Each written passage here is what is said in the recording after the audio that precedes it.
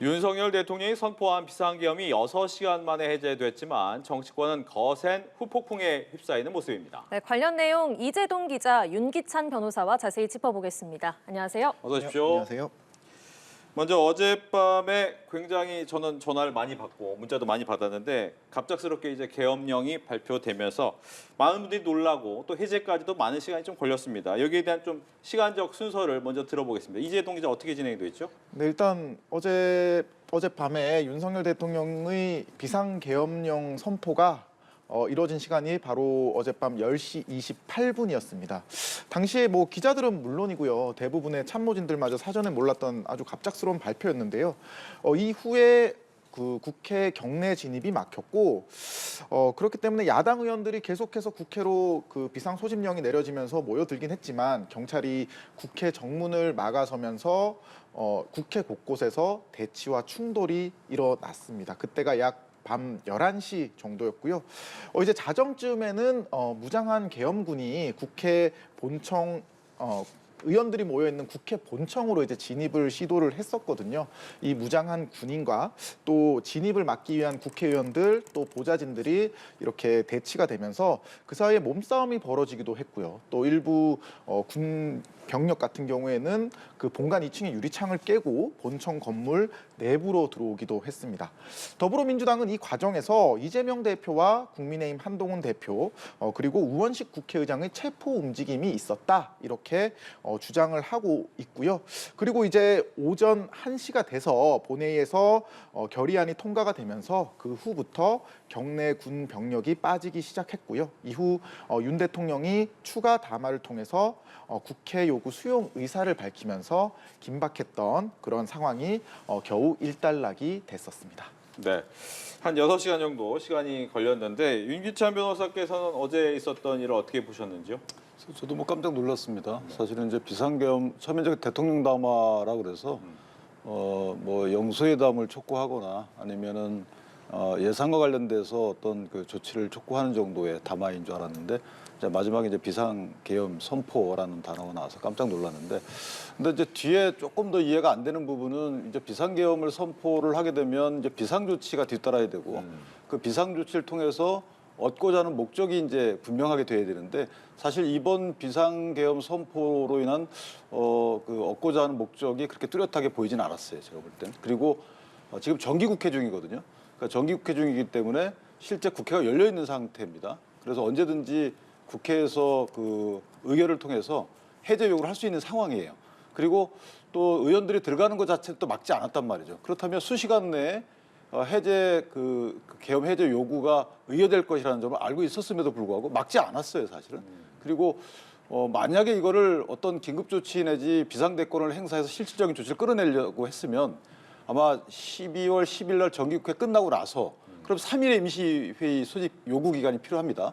그럼 3일 내 어떤 조치를 할 수 있는 시간적 여유가 있었음에도 불구하고 그냥 지금 하셨다는 거죠. 그렇다면 이것이 어떤 이 비상계엄을 통해서 뭔가 달성하고자 하는 기본권 제한까지는 염두에 두지 않았던 것이 아닌가. 그리고 뭐 이제 개인적인 생각이지만 어떤 메시지를 주고 싶었던 게 아닌가라는 생각까지 해볼 정도로 사실 뜬금없는 또는 예상하지 못했던 그런 비상계엄 선포였다 이렇게 평가합니다. 네, 전반적인 흐름을 짚어봤고 윤기찬 변호사의 평을 들었는데 저희가 하나하나 좀 짚어보도록 하겠습니다. 윤석열 대통령이 밤 10시 23분에 긴급 담화를 갖고 비상계엄을 선포를 했는데 담화 내용 어땠습니까? 네, 일단 뭐 윤 대통령이 밝힌 비상계엄 선포 담화 내용을 요약을 해보면요. 종북 세력을 척결하고 자유 헌정 질서를 지키기 위함이다. 이렇게 한 문장으로 요약을 할 수 있을 것 같습니다. 네. 비상계엄 선포 사유로는요, 그 야당의 탄핵 추진에 따른 행정부 마비 그리고 국가 주요 예산 삭감으로 인한 국가 기능 훼손을 들었습니다. 그러면서 뭐 유례 없는 일이다 이렇게 지적을 했는데요. 윤 대통령은 범죄자 집단 소굴 또 괴물 이런 강도 높은 표현으로 국회를 계속해서 비판을 했고요. 야당을 향해서는 내란을 획책하고 자유민주주의 체제 전복을 기도하고 있다 이렇게 주장을 하기도 했습니다. 그렇기 때문에 윤 대통령의 이번 담화가 정말 뭐 갑작스럽게 이뤄졌고 뭐 취재진에게도 사실 이게 사전 공지가 이루어지지 않았었거든요. 그래서 네. 상당수 참모진도 관련 내용을 몰랐을 정도로 굉장히 긴박하게 이뤄졌던 것으로 보입니다. 네, 말씀하셨던 것처럼 윤석열 대통령이 비상계엄의 근거로 제시를 한 게 야당의 검사 탄핵 등 공직자 탄핵, 또 예산 삭감에 따른 행정부 마비인데요. 이게 헌법에 규정돼 있는 계엄 선포 요건에 해당하는지요? 그러니까 이제 대통령 헌법에 규정된 것은 계엄 선포 요건은 헌법 및 개헌법에 적용된 것은 이게 사실은 이제 국토 참절 그러니까 예를 들면 이제 전시나 아니면 이에 준하는 비상사태여야 되는데 저희가 이거를 일정 부분 소요가 있고 이 소요를 해결하기 위해서 어느 정도 군병력이 필요한 이런 상황을 가정해서 만들어 놓은 비상대권이거든요. 그렇기 때문에 거기에 일단은 저희가 전통적인 저희 인식으로는 해당하지 않는 것 같아요. 제가 보기에도. 그런데 대통령은 아마도 지금 뒤에 보면 이에 준하는 비상사태 관련해서 행정부 내지 국가기관이라는 게 인력으로 구성이 되잖아요. 네. 인력은 다 위계 질서가 있는 것이고 그다음에 그 인력이 움직이려면 이제 돈이 필요합니다. 예산이 필요한데 지금 야당의 일방적인 국회 운영에 따라서 그 인력에 대한 탄핵을 일삼고 그리고 돈도 이제 삭감하고 그러니까 이것은 사실 행정 기능을 마비시키는 거 아니냐. 그래서 이 행정 기능을 되살리기 위해서 행정 기능이 되살려져야지만 뭐 국민의 안녕을 담보하는 거 아니냐. 아마 여기에 생각이 미치신 것 같아요. 그래서 이 정도면 국가 비상사태 이에 준하는 국가 비상사태에 아마 포함되는 거 아니냐라고 해석을 했던 것 같습니다. 그렇지 않으면 이제 비상사태를 선포하기 어렵기 때문에 그런 해석이 이런 것 같고 전통적인 저희 인식에 따르면 개인적으로 그 요건에 해당하는지가 상당히 좀 의심스럽죠. 저희로서는. 네. 말씀하신 것처럼 이제 명백한 반국가 행위이면서 이 부분이 이제 국정이 마비됐다는 부분에 대한 초점을 맞춘다면 가능한 얘기다. 하지만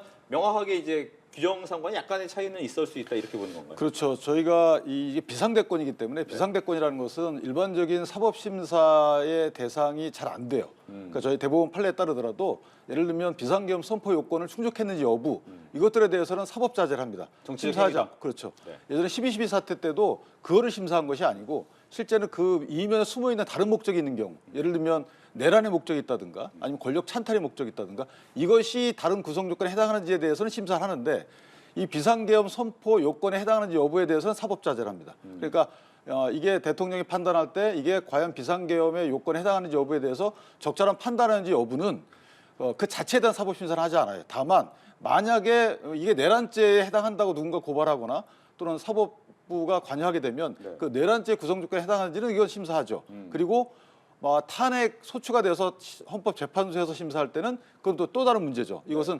헌법재판소에서 심사해봤을 때 이게 헌법과 법률이 규정하는 비상계엄 선포 요건이 아닌데도 불구하고 이거 명백히 뭐 잘못했다. 그러면 이제 그건 헌법재판소 심사 대상이 되는 거죠. 예. 말씀을 해주셨지만 한 번만 더 질문드리면 지금 시민단체 등에서 내란죄로 고발을 했지 않습니까? 이 부분은 어떻게 됩니까? 근데 저희가 내란죄는 사실은 이제 대통령이 국가 권력을 위임받아서 갖고 있는 거죠. 네. 이제 국민주권이지만 그 국민주권이 대의민주주의이기 때문에 대통령한테 행정권 등을 위임한 겁니다. 그러니까 사실 국가 권력 이코로 대통령인 상황이에요. 관념적으로만 보면. 그렇기 때문에 만약에 대통령이 이 국토 참절, 그러니까 국토의 일정 부분에 있어서 국민주권을 인정하지 않고 여기 지배권을 부인한다거나 이런 세력이 있는 경우에는 이건 내란죄입니다. 그리고 국헌문란이라고 해서 저희가 어려운 단어지만 사실 국가 기능 일부를 무력화시키는 거예요. 예를 들면 대통령이 국회 기능을 만약 무력화시키려고 했다. 그럼 그건 이제 검토 대상이 될 수 있어요. 그렇죠. 근데 그게 아니고 다른 뭐 여러 가지 기본권에 대해서 포고령을 내렸다. 그리고 이것이 아까 말씀드린 대로 다른 어떤 정치적인 메시지를 위해서 한 것이다. 이런 취지의 비상계엄 선포라 그러면 내란죄에 해당하지 않는 것이고 대통령이 국가 권력이기 때문에 관념적으로 이것이 국가 권력을 배제하거나 기능을 무력화시키기 위한 것이 아니다. 오히려 대통령 입장에서 보면 내란이라고 얘기를 하시잖아요. 네. 민주당을 향해서. 그 말은 뭐냐면 아까 말씀드린 대로 일정 부분 행정 기능을 무력화시킨 거 아니냐. 이래서 내란이라는 단어로 야당을 지칭할 정도로 본인은 아마 그런 관념이 없었던 것 같아요. 따라서 내란죄 구성 요건을 대통령이 충족하는 것은 저는 좀 쉽지 않은 법리 구성 아닌가라고 생각을 합니다. 알겠습니다. 뭐 이렇게 뭐 내란에 대한 얘기까지 나오고 있는데 일단 해외에서도 굉장히 많이 관심을 갖고 있는 거죠. 네, 그렇습니다. 뭐 어제 밤부터요. 외신들도 그런 윤석열 대통령의 비상계엄 선포 소식을 굉장히 긴급하게 타전을 하는 모습을 볼 수가 있었습니다. 뭐 미국의 CNN 등 주요 방송사들도 계엄 선포에 이어서 계엄 해제까지 긴박했던 순간들을 실시간으로 보도를 했었는데요.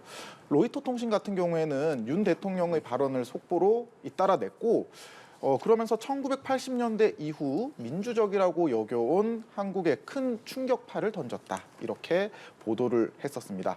미국 일간지 워싱턴 포스트는요. 한국 대통령이 야당을 극복하기 위해 계엄령을 선포했다. 이렇게 전했고요. 뉴욕타임스는 실시간 속보와 함께 1980년대 군사 독재가 종식된 이후에 계엄령이 선포된 건 처음이라고 짚었습니다. 일본 교도통신은 윤 대통령이 저조한 지지율을 타개할 목적도 있어 보인다 이렇게 분석을 했는데요. 중국 같은 경우는 그 바이두라고요. 최대 검색 포털이 있는데요.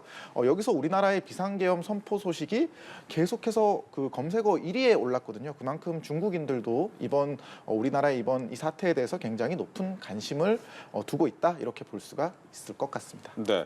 여기에 또 하나가 이제 미국 백악관과의 관계 부분이 있어요. 근데 미국 백악관에서는 일단 계엄에 대해서 인지하지 못했다라고 얘기를 했단 말이죠. 근데 우리나라 상황 자체가 이제 북한이라는 것과 굉장히 밀접하기 때문에 주한 미군도 있고 유엔도 있고 이런 부분 때문에 과연 가능한 얘기인가라는 생각이 또 궁금하긴 하거든요. 그래서 아마 대통령이 계엄사령관을 임명할 때 이제 합참의장은 그 군령권, 그러니까 작전, 그러니까 군사를 움직이는 이 작전권에 대한 총 책임자이기 때문에 합참의장을 빼고 육군 참모총장을 한 것 같아요. 뭐 다른 해석도 있습니다만은 일단 군령권자는 넣지 않았죠. 네. 육군 참모총장은 군정권자입니다, 사실은.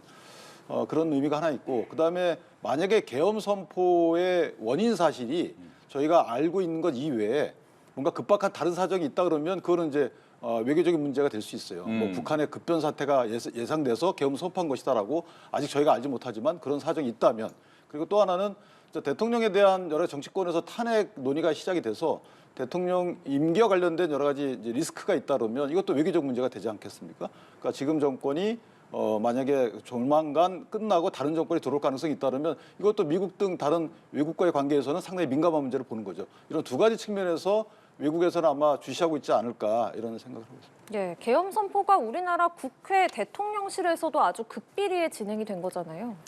네, 그렇습니다. 어제 뭐 일가가 끝나고 그 대부분의 대통령실 참모들도 퇴근을 했을 정도로 그 앞에 그 후에 뭐 이런 계획이 많은 사람들에게 알려지지 않았던 것 같고요. 예. 윤 대통령이 이제 민주당의 예산 감액안 단독 처리에 대해서 입장을 밝힐 수 있다 이런 얘기가 돌았던 게 이제 어젯밤 한 9시 30분을 넘어서면서였거든요. 기자들이 이런 얘기가 도니까 확인을 위해서 또 대통령실에 계속해서 연락을 했더니 모두 뭐 전화를 받지 않거나 또는 알지 못한다 이런 답들이 계속 왔다고 합니다. 또 일부 참모 같은 경우에는 저녁 식사 중에 이제 윤 대통령의 긴급한 호출을 받고 대통령실로 긴급 복귀하는 모습을 보이기도 했고 근데 이렇게 복귀를 하면서도 계엄 선포 사실도 그렇고 또 긴급 담화가 있다 이런 사실도 사실 알지 못한 채 일단 호출이 왔으니 급히 이동을 한 것으로만 일단 알려졌습니다. 이런 분위기는 여당에서도 마찬가지였는데요. 국민의힘 추경호 원내대표 같은 경우에는 계엄 선포에 앞서서 대통령실과 사전 교류가 있었냐 이렇게 기자들이 질문을 했는데 추 원내대표도 저도 뉴스를 보고 알았다 이렇게 네. 답을 했을 정도로 굉장히 긴박하게 상황이 돌아갔던 것으로 보입니다. 네, 이 계엄 선포가 국무회의 심의를 과연 거쳤느냐 이 부분을 두고도 좀 이제 확인이 안 되는 상황이었는데 윤석열 대통령이 3일 밤에 비상계엄을 선포하기에 앞서서 대통령실에서 국무회의를 소집해 계엄 선포안을 심의에 붙였지만 참석 국무위원 다수가 이 계엄 선포에 반대했던 걸로 알려졌습니다. 하지만 윤 대통령이 계엄 선포를 밀어붙였다라고 알려지고 있는데요. 그리고 방금 기자께서 언급을 하신 것처럼 국회 우원식 의장은 물론 여야도 전달받은 바가 없고요. 이런 절차는 이게 헌법과 계엄법상으로는 문제가 없습니까? 예, 뭐 적정성 여부를 떠나서 일단 법령에 위배되는 그런 절차는 아니었던 걸로 보여요. 예를 들면 국무회의의 심의를 거쳐야만 되는 건 필수 절차입니다. 예. 근데 심의 내용에 만약에 국무위원들이 이거 하지 말자라고 의결했음에도 불구하고 하는 쪽으로 대통령이 추진했다 하더라도 그것은 그 국무회의 의결에 기속되는 건 아니에요. 그렇기 때문에 절차만 거치게 되면 일단은 형식적인 합법성은 인정받는 것이고요. 그렇군요. 그다음 국회의장에게 통보했다는 부분은 이거는 이제 일단 절차 위반은 맞는 것 같은데 문제는 계엄을 선포한 이후에 통보하도록 돼 있거든요. 그러니까 선포 전에 통보하도록 돼 있다 그러면 선포행위 자체가 하자 있는 선포행위가 되지만 선포한 이후에 그 선포 결과 선포에 따른 사실관계를 통보하도록 돼 있는 거기 때문에 그리고 통보가 왜 있냐면 통보한 이후에 해제 요구권에 대한 적절한 행사를 담보하기 위해서 통보가 있는 거거든요. 그러니까 지금 대통령이 선포행위 자체를 어떤 TV에 나와서 얘기를 했기 때문에 그 해제 요구권 행사에 지장을 초래하지 않아서 저는 개인적으로 사후 절차적 위반이 있다 하더라도 그것이 선포행위 전체를 무효화시킬 수 있는 정도의 중대한 것은 아니다 이렇게 평가가 됩니다. 네. 예. 이렇게 이제 선포를 한 이후에 국회는 굉장히 바쁘게 움직였습니다. 표결 절차까지도 진행하는 시간도 좀 있었는데 이 상황을 좀 설명을 해주신다면요. 예, 그렇습니다. 뭐 아까 설명드렸던 것처럼 계엄 후에 사실 국회 분위기는 굉장히 뭐 아수라장이라고 표현을 해도 될 정도로 굉장히 큰 혼란이 있었고요. 이게 뭐 국회도 그렇지만은 이게 국회뿐만 아니라 전 사회에서 이러한 되게 긴장이 굉장히 증폭되는 모습을 볼 수가 있었습니다. 비상계엄 선포 그 1시간 만에 계엄 사령부가 일단 설치가 됐잖아요. 그리고 또 계엄 사령관이 임명이 돼서 일체의 정치 활동을 금지한다 네. 이런 내용을 골자로 이제 또 계엄 사령부 포고령이 또 발동이 되기도 했고요. 이 포고령 중에 또 굉장히 저희가 눈여겨봤던 것 중에 하나가 의료인에 대한 조치가 또 담긴 포고령이 있었거든요. 네. 계엄 사령부가 이제 1호 포고령에서 전공의를 비롯해서 뭐 파업 중이거나 의료 현장을 이탈한 모든 의료진에 대해서 48시간 안에 본업에 복귀해라 이렇게 또 만약에 이게 복귀하지 않을 시에는 계엄법에 의해서 처단한다 이런 포고령이 있었거든요. 지금 뭐 가뜩이나 의정 갈등이 고조된 상황에서 이런 포고령이 내려오니까 당연히 의료계는 분노할 수밖에 없었고 네. 의료계 같은 경우에는 계엄 사령부가 이 전공의를 콕 집어서 이 위협을 가한 거 아니냐 이렇게 지금 주장을 하면서 윤 대통령에 대한 퇴진 요구 목소리까지 지금 내고 있습니다. 그리고 이제 뭐 국회도 마찬가지로요. 군과 뭐 경찰 병력이 국회에 진입을 하면서 이게 자칫 뭐 본회의 의결을 저지하려고 했던 거 아니냐 이런 추측이 계속 나오고 있는데요. 계속해서 지금 뭐 이런 점들 때문에 민주당을 비롯한 야당에서는 대통령에 대한 탄핵안도 지금 조금 전에 이제 접수를 했던 상황입니다. 네. 예. 뭐 지금 포고령 얘기를 해주셨는데 포고령에서 보면 이제 대통령이 이 국정을 마비하는 원인을 어디서 찾느냐라는 게 좀 보이긴 합니다. 그 첫 번째가 말씀하신 것처럼 이제 전공의 문제도 있었고 또 하나는 가짜 뉴스나 여론 조작 이런 부분도 있거든요. 이런 부분은 어떻게 좀 봐야 됩니까? 그러니까 포고령에서 대통령이 가장 주안점을 뒀다고 생각되는 물론 계엄사령관이 포고령을 발하지만 저는 이제 첫 번째라고 봅니다. 이제 국회 지방의회 등 이제 결사 이런 하지 말라 이거잖아요. 정치활동 하지 말라. 근데 네. 사실 이제 국회의 정치활동 금지하는 거는 저는 헌법 위반 소지가 있다고 봐요. 예를 들면 그냥 집회, 결사, 언론 출판 이건 이제 기본권을 제한할 수는 있기 때문에 그런 정도의 포고령 몰라도 국회의 정치활동 금한다라는 것이 되게 범위가 애매하고 그다음에 국회 해제 요구권이 보장된 측면에서 보면 다소 조금 문제가 있어 보이긴 합니다. 위헌적 요소가 있어 보여요. 나머지 부분은 더 민심을 어찌 보면 이 지금 비상계엄을 선포한 이유가 이제 의사분들 관련된 여러 의료 사태 해결 이런 것들과 또 관련됐다라는 약간 민심과 관련된 수습용일 수도 있는데 사실은 그것은 의사분들은 이게 그 뭔가 이미 계약이 해제됐다고 주장하고 있잖아요. 그렇기 때문에 네. 그게 과연 어떻게 통제가 가능한지에 대해서 저는 사실 법적으로 조금 의문이 들긴 듭니다. 그래서 다만 제가 볼 때는 포고령을 발했지만 실제 아까 말씀드린 대로 이 계엄 상태가 며칠간 갈 거라고 예상을 안 했을 것 같아요. 대통령도 또 계엄 사령관도. 왜냐하면 너무 어설픈 부분이 없잖아 있고 되게 체계적이질 않아요. 그리고 만약에 국회를 무력화시키거나 해임 요구권을 행사하지 못하도록 할 요량이었다면 사실 병력을 저렇게 소규모로 파견하지는 않거든요. 또 늦었어요 또 상당히. 네. 그러니까 여러 가지 측면을 볼 때 저는 오히려 병력이 나간 것은 이 계엄 해제 요구를 빨리 하도록 상황 조성을 한 게 아닌가라는 생각이 들 정도로 상당히 좀 어설픈 절차 진행이었다는 생각이 들고 결국은 아마 어떤 의미로 계엄 선포를 했는지는 아직까지 알려지고 있지 않지만 이게 계엄 상태를 오랫동안 지속할 생각을 갖고 있지 않았던 것은 분명하지 않을까 뭐 이렇게 한번 생각해 봅니다. 말씀하신 것처럼 이제 정치 활동을 금지를 했지만 실질적으로는 국회에서 190명이나 국회의원이 모였고 거기서 투표를 해서 190명이 모두 찬성을 했습니다. 계엄령 해제. 그러다 보니까 이제 누가 여기 참석을 했나 특히 국민의힘 쪽에 얘기가 많이 나오는데 친윤계와 친한계가 여기서도 갈린 거냐라는 얘기가 나오더라고요. 어떻습니까? 저는 아마 이제 친윤계라고 불리는 분들, 네. 그다음에 그 현장에 가신 분들 중에서도 친한계가 아니고 친윤계 분들도 제가 뭐 주관적인 평가일 수도 네네네. 있는데 눈에 보이더라고요. 어떤 한두 분은. 그래서 그거는 172석이면은 사실은 이제 150석 이상이면 해제 요구가 가능하기 때문에 실제로 국민의힘 나머지 의원들 분께서는 이 사태에 대해서 서로 간에 의견 조율이나 이런 게 아니고 사태 추이를 보려고 당사에 있었던 것이지 아. 예를 들면 거기에 참여하지 않아야 되겠다 이런 건 아닌 것 같아요. 왜냐하면 본인들이 참여하고 안 하고에 따라서 이게 해제 요구가 되고 안 되고가 그렇게 결정되는 게 아니었거든요. 네. 의석수로 보게 되면. 그러니까 아마 그런 식의 생각이 작동이 돼서 안 가고 가고가 결정된 건 아닌 것 같고 저는 개인적으로 그것보다는 분명히 해제 요구가 될 것이다라고 아마 국민의힘도 생각을 했을 겁니다. 해제 요구를 안 할 수는 없는 거잖아요. 네. 이걸 안 한다는 것은 사실은 제가 볼 때 각자가 갖는 이 계엄 선포권 요건이 충족되는지 여부에 대해서 사실 아마 그렇지 않다, 충족되지 않았다고 본 의원들이 많을 거거든요. 그렇다면 가서 투표에 참여할 것이었는데 여러 가지 사정을 아마 관망하는 자세로 보지 않았나라는 생각이 들고 문제는 이제 그 이후가 이제 문제가 되는 거죠. 지금부터가 이제 대통령 탄핵이 금방 지금 발의가 됐잖아요. 예. 소추 의결이 되는지 여부, 그다음에 그 이후에 국민의힘이 어떻게 대응하는지 여부가 조금 더 당내 단합이냐 분열이냐 또는 국민으로부터 어떤 신임을 얻느냐 잃느냐 이런 거 관련된 민감한 행보가 시작되지 않을까라는 생각을 합니다. 예, 말씀하신 것처럼 조금 전에 더불어민주당을 포함한 6개 야당이 탄핵소추안을 발의를 했는데요. 표결이 6일에서 7일 정도에 이루어질 거라고 하더라고요. 이 타임라인 좀 정리해 주실까요? 네, 그렇습니다. 일단 오늘 그 국회법에 따르면요, 국회가 탄핵안이 본회의에 보고된 때로부터 24시간 이후 그리고 72시간 이내에 탄핵 서추 여부를 무기명 투표로 표결해야 된다 이렇게 돼 있습니다. 오늘 이제 발의가 됐고 그리고 내일 본회의 그러니까 오늘 자정이 지난 본회의에서 아마 보고가 될 것으로 보이는데요. 네. 그렇기 때문에 오늘 자정이 지나서 본회의에 보고가 되면은 이르면 오는 금요일에는 탄핵안이 국회에 통과가 될 수도 있는 상황이라는 겁니다. 물론 이 탄핵안이 통과가 되려면 재적 의원 3분의 2인 200명을 넘겨야 됩니다. 현재 범야권이 192석이니까요. 여당인 국민의힘에서 최소한 8명의 이탈표가 나와야 국회를 통과를 할 수가 있는 상황이고요.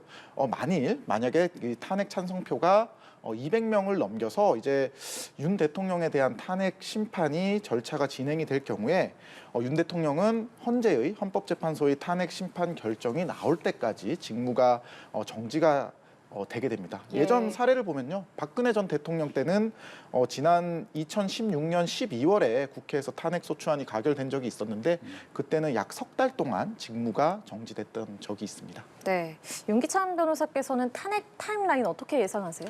지금 일단 그 국내심에서 의원들끼리 어느 정도 의견이 모아진 부분은 내각 총사퇴 권고하겠다는 거죠. 그다음에 국방장관 해임을 권고한 건데 문제는 뭐냐 탄핵을 의결할 생각이 동참할 생각이 있었다면 내각 총사퇴를 권유했을까라는 생각이 드는 게 일단 만약에 탄핵을 같이 의결하게 되면 대통령 직무정지가 되잖아요. 그럼 권한대행을 찾아야 되는데 네. 권한대행 할 사람을 찾기가 어렵죠. 저렇게 되면. 그러니까 아마 일단 물론 이제 지금은 당장 국민에게 대한 어필용으로 저렇게 말씀하시는지 몰라도 만약 탄핵을 하기로 어느 정도 작정을 한 상태라면 저렇게 내각 총사퇴를 권고를 했을까라는 의문이 들고 그다음에 참모진도 전원 사퇴라는 걸 했다는 것은 만약에 탄핵을 염두에 뒀다면 물론 전원 사퇴 의사 표시라고 대통령이 거둘 수는 있지만 일단 요것만 놓고 본다면 탄핵을 전제로 해서 지금 행보를 하는 것은 아니지 않겠는가라는 생각이 들고요. 또 하나는 탄핵 이후에 직무정지가 되게 되면 헌법재판소 현재 그 기능을 제대로 수행하고 있지 못합니다. 네. 9명이 원래 정족수인데 6분 계시거든요. 그렇죠. 근데 7분이 의사 정족수에 회의를 시작하려면 7명이 있어야 되는데 이것이 가처분이 지난번에 이준석 방통위원장 됐잖아요. 네. 근데 그때 가처분은 계류 중인 사건인 경우거든. 지금 다시 또 가처분을 신청해가지고 받아내야 되는 부분이 없잖아 있고 설령 의사 정족수에 대한 가처분이 인용돼서 심리를 시작한다 하더라도 6명이면은 이게 탄핵이 인용되려면 6분이 전부 찬성을 해야 됩니다. 근데 6분이 전부 찬성하는 것이 과연 쉬울 것인가? 네.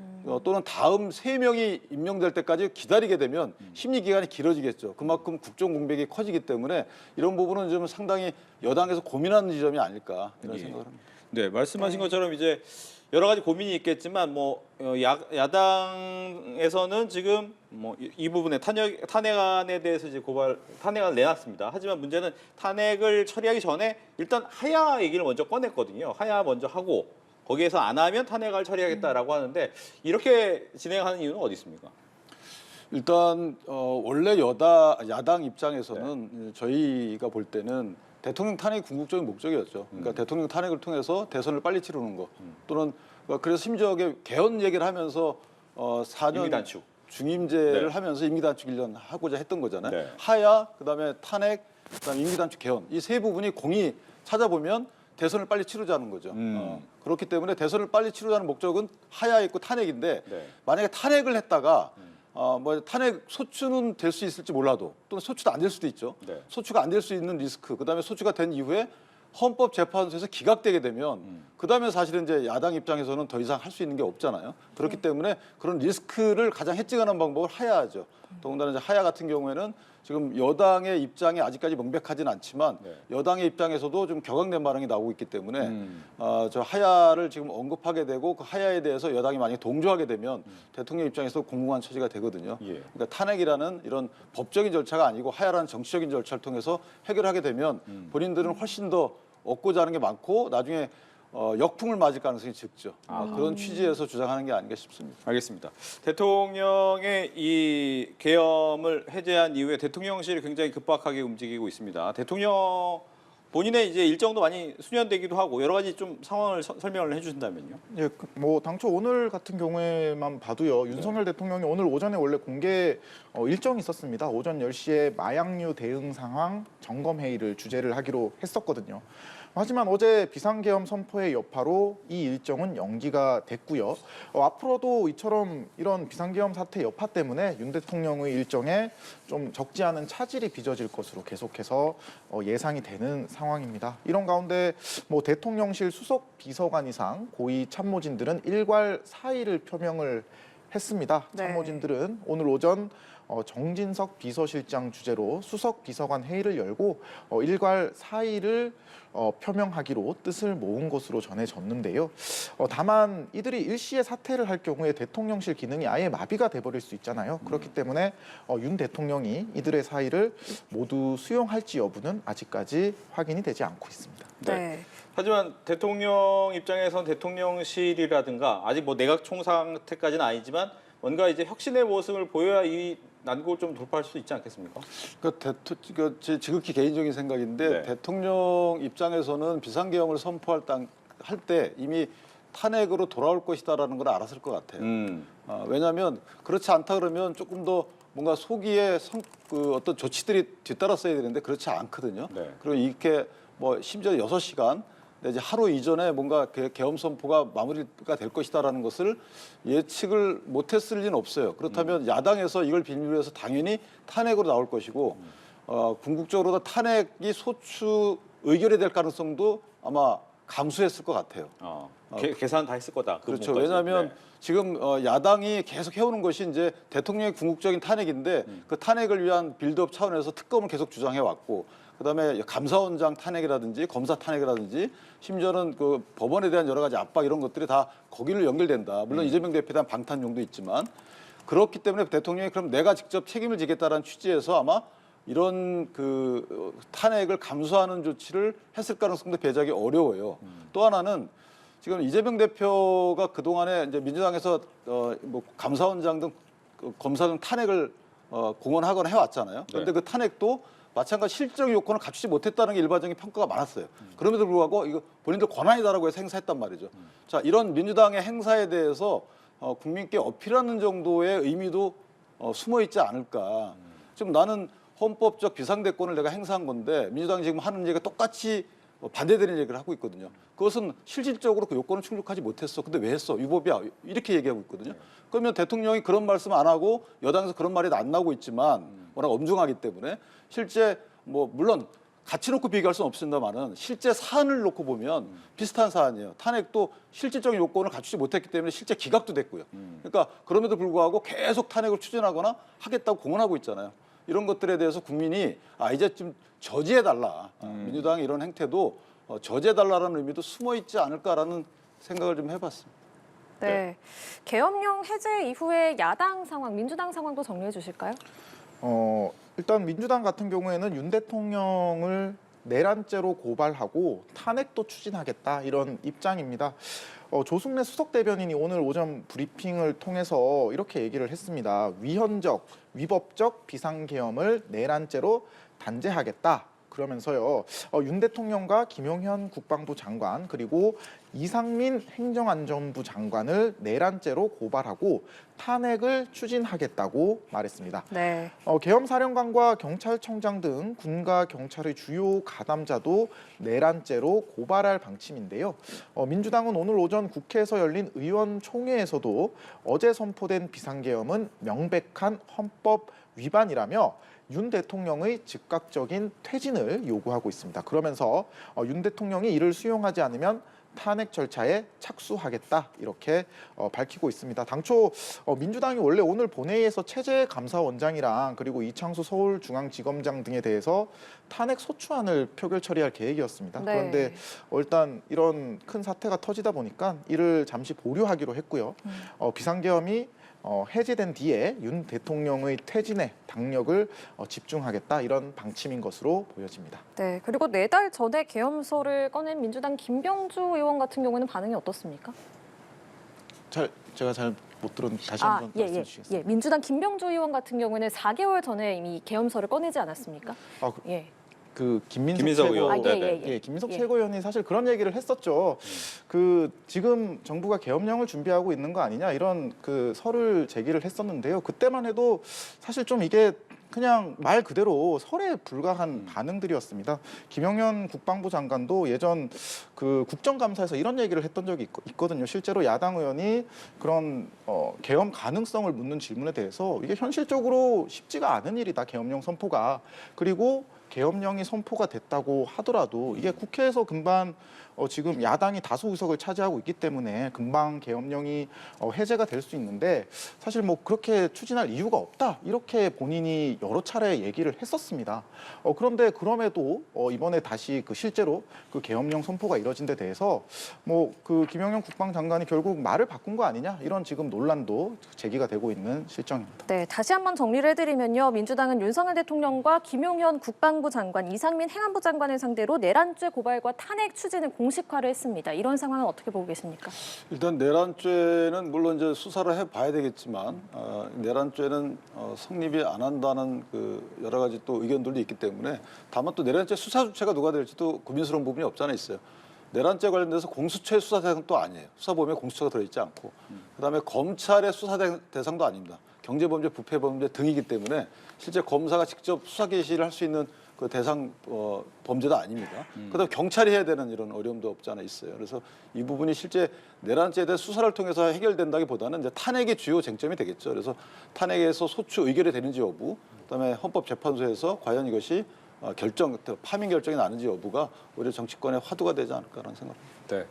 국민의힘 입장에서는 하나만 더 질문을 드리면 보통 이제 대통령이 당적을 갖고 있지만 이 탈당에 대한 것이 이제 예전부터 이명박 대통령이나 기존에 나왔던 얘기 굉장히 많잖아요. 이 탈당 가능성에 대해서 논의는 있었지만 아직 결론은 내지 못했다라고 얘기는 나오긴 하지만 대통령의 탈당 가능성은 어떻습니까? 저는 이제 아마 탈당을 원하시는 의원들이나 탈당하면 안 된다고 하는 의원들은 똑같을 것 같아요, 마음이. 왜냐하면 대통령이 탈당을 하든 안 하든 사실은 국민의힘과 관련된 분이라는 그건 다 국민께 인식이 있단 말이죠. 그러니까 탈당을 하게 되면 탈당만 요구하고 탈당을 통해서 여당은 책임이 없다. 이렇게 되게 되면 이게 또한 어떤 국민께 이미지를 줄 것인가에 대한 우려 이런 것들 다 작용되는 거죠. 네. 그러니까 머리자르라고 해야 되나요? 어쨌든 대통령을 탈당시킴으로써 국민의힘의 안전을 도모한다 이런 취지만 있는 건 아니라는 소리입니다. 그래서 이 탈당이 가는 의미가 여러 가지가 있는 것이고 탈당을 통해서 얻고자 하는 것도 많지가 않을 수 있어요. 그리고 또 하나는 탈당을 하게 되면 사실은 이제 여당으로서의 어떤 프리미엄도 없는 거죠. 정책을 피는 데 있어서 당정 협의라는 것도 사실 없게 되고 하는 거기 때문에 이 부분과 관련돼서는 당대표 및 원내대표가 고민이 상당히 많을 것으로 그렇게 생각이 됩니다. 네, 알겠습니다. 오늘 두 분 말씀은 여기까지 듣도록 하겠습니다. 지금까지 이재동 기자, 윤기찬 변호사와 이야기 나눴습니다. 고맙습니다. 감사합니다.